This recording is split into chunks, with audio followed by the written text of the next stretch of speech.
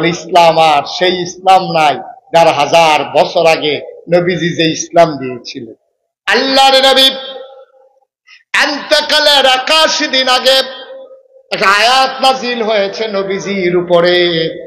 ইহুদিরা যখন আয়াতটা শুনেছে, ওরা বলেছে এমন একটা আয়াত যদি আমরা পাইতাম তাইলে এই আয়াতটারে আমরা নিয়া ঈদের দিনের মতো দিন বানাই ফেলতাম। তোমাদের বড় ভাগ্য ভালো, তোমরা একটা দামি আয়াত পাইছো। আয়াতটা কি আমরা শুনতে চাই? যারা পারি তারা পড়ি, সবাই মিলে শুনি, সবাই পড়ো। আউযু বিল্লাহি মিনাশ শাইতানির রাজীম। বিসমিল্লাহির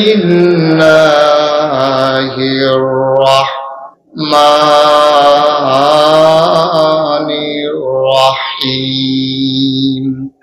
اليوم أكملت لكم دينكم وأتممت عليكم نعمتي ورضيت لكم الإسلام دينا। الله أكبر। বলেন সুবহানাল্লাহ। কি মজার কথা দেখেন, খুব খেয়াল করেন। আমি একবারে বুঝাইয়া বুঝাইয়া বলবো, কঠিন কোনো ওয়াজ আমার কাছে নাই। আমার ওয়াজ যারা বুঝেন না তার আর কোনো মাহফিল গিয়া লাভ নাই। আমার তে বুঝাইয়া ওয়াজ বাংলাদেশ আর কেউ করতে। আর আমি তো কুমিল্লার মানুষ, আপনারা যেমন কথা কেন আমিও হেমনে কথা কই। তাহলে আমরা বুঝতে ঠিক নিও, বুঝতে কি অসুবিধা না সুবিধা? তো খেয়াল করে মনোযোগের সাথে কথা শুনলে কয়টা কথা বাইক নিয়ে যেতে পারবেন ইনশাআল্লাহ।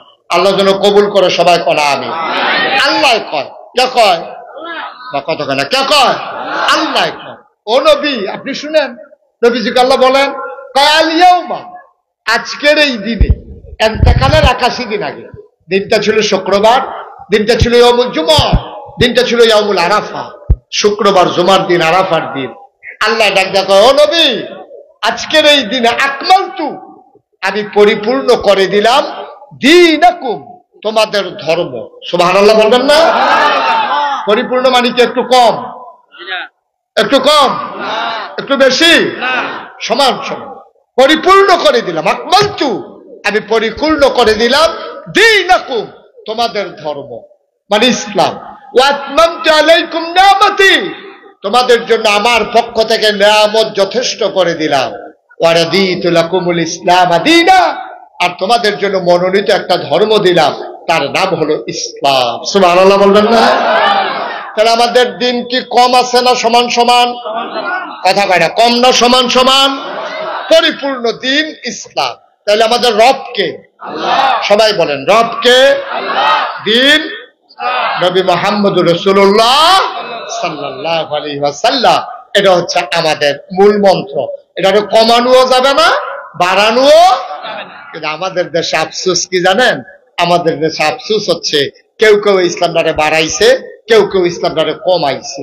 কেউ কেউ ইসলামটারে করছে কি উরুসের নাম দিয়া, তারপরে গিয়া এই শুভ হালখাতার নাম দিয়া, সকালবেলা ইমাম সাহেব হুজুরকে দিয়া মিলাদ পড়াইয়া, মাগরিবের পরে ইমাম সাহেব হুজুরকে দিয়া মুরগা সালুন দিয়া ভাত খাওয়াইয়া 500 কচকুচি একটা নোট দিয়া মিলাদ টিলাদ পড়াই, হুজুর আপনি হন যাইগান, আমরা হন অন্যতান করাম। ইমাম সাহেব হুজুরে যাইগান, আমরা হন অন্যতান করাম। ইমাম সাহেব হুজুরে গাড়া রাফা রইয়া খেতরা তো নামতে পারছে না, ফিডা শুরু হয়ে গেছে। কেন আসেনি এই কারবার? কথা আসেনি এই কারবার? না, এটা বাবা আপনি ইসলাম মানেন না, এটা এক বালা। আপনি মানেন না, এটা এক ভালো। কিন্তু ইসলামের নাম নিয়ে জালিয়াতি, ইসলামের নাম নিয়ে দুর্নীতি, আপনি এই কাজটা করতে পারেন না। আপনি এই উরুসের নাম দিয়া, গানের নাম দিয়া, এই হুজুরে দিয়ে মিলাদ পড়াইয়া মাগরিবের পরে আপনি হুজুরে যাইতে পারছেন না, রাইতে হুজুর গাড়া হয়েছে, ছুটটা চারটা দিয়ে হুজুর ঘুমাই সারছে, আপনার এইরকম একটা কারবার করন, এরপরে মাইকে দিয়া নাই কারেন্ট। নাউজুবিল্লাহ কোন না কেন? না আব্বা, এটা ইসলাম সমর্থন করে না। আমরা যেহেতু মুসলমান, আল্লাহকে যেহেতু বিশ্বাস করি, কুদ্দুর কলজারা ডর রাখতেন, কুদ্দুর কলজারা ডর রাখতেন, থাকতেন না এই দুনিয়ায়। যারা ছিল তারা নাই, আমরা যারা আছি আমরা থাকবো না। সুতরাং ওই আল্লাহর দেয়া ইসলাম ওইটাই মানতে হলে মানতে হবে। মনে রাখবা, তোমার মন মতো ইসলাম হবে না, ইসলামের মন মতো তোমাকে হইতে হবে। ঠিক কিনা? মনের মতো ইসলাম হবে না। আপনার মনে চাইলে যা মনটা তা করবেন, ইসলামের নাম দিয়ে চালাই দিবেন না ভাই সাহেব, এটা আপনি করতে পারেন না। মন চাইলে মানেন, না মন চাইলে নাই। কত ভালো ভালো বেড়ায় কাফের আছে আমি দেখতে আইছি, হেই কাফের কাটলে 15-20 জন আমারে মুস্তাক ফৈজি বানান যাবো, এইরকম মোটা, এইরকম লম্বা, এইরকম শৈল, কাফের কিচ্ছু হইছে না। ঠিক কিরকম? আমরা তো টাকাওয়ালা কাফের নাই, কথা কলা লোকগুলো বুঝলাম না কিছু। আমাদের চাইতে বেশি টাকাওয়ালা কাফের নাই, বড় বড় বিল্ডিং এর মালিক কাফের নাই, আছে, কিচ্ছু হয় নাই। ইসলামের কিছু হবেও না, আপনি চিন্তা করারও দরকার নেই। এটা মনে রাখবেন, আপনার মনটা যা চায় দয়া করে তা করেন না। পারলে ইসলাম মানেন, না পারলে কইয়া ভাইয়া বিদায় হয়ে যান। আপনি তো জোর করে নাই তো ইসলাম মানার জন্য, কেউ আপনারা বাধ্য করে নাই। না নবী বাধ্য করেছে, না যুগে যুগে কোন মুসলমান শাসক কাউকে বাধ্য করে মুসলমান বানায় নাই। সবাই ইসলামের আদর্শ দেখে ইসলামের সুমহান পতাকা তলে ঐক্যবদ্ধ হয়েছে। ঠিক কিনা বলেন? বরং আমাদের কারণে অনেকে ইসলাম ছাড়ছে। যারা কিন্তু আগ্রহ লইছিল তারাও ছাড়ছে, তারা সাইটে আইছিল। মসজিদের ভিতরে কিতা হয়, মসজিদের ভিতরে কি হয় সাইটে আইছে, বুঝে ধরলে তে মুসলমান হইল, জোতাডি রাখকে মসজিদে ঢুকছে, বাড়িয়া জোতাডি নাই, দেখো তোমরা ইসলামের আর দরকার। আমি ইন্ডিয়াতে যখন মাহফিলে গেলাম, একটা মন্দিরের সামনে দেখলাম লেখা আছে যে আপনি জুতা নিশ্চিন্তে বাইরে রাখুন, কারণ এটা মসজিদ না, এটা মন্দির। মানে কি?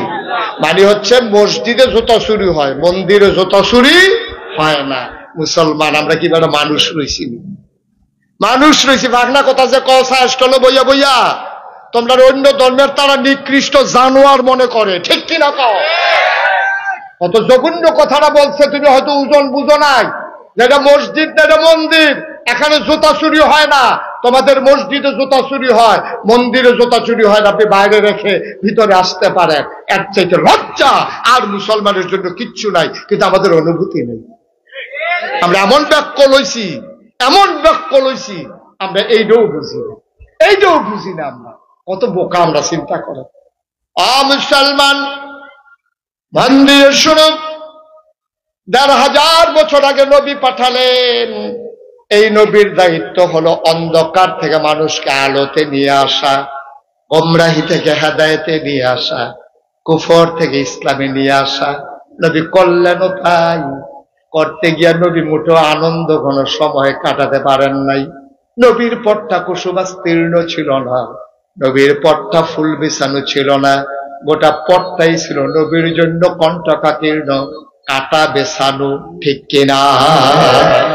জন্মের আগেই নবীর উপরে জুলুম শুরু হয়েছে। আপনি যদি কোন জন্মের আগে আবার জুলুম শুরু হয় কেমনে? জন্মের পরে না শুরু হয়, জন্মের আগে হইলো কেমনে? নবীর বিপদ আপদ জন্মের আগে শুরু হয়ে গেছে। এন্তেকালের আগে আব্বা নাই, এর চাইতে কষ্ট আর কি আছে কোন? নবী জন্মের আগেই নবীর আব্বা এন্তেকাল করে ফেলেছে, জন্ম হয় নাই, আব্বা এন্তেকাল করে ফেলেছে, জন্মের আগে বাপ নাই। চিন্তা করে দেখেন কি বিপদ।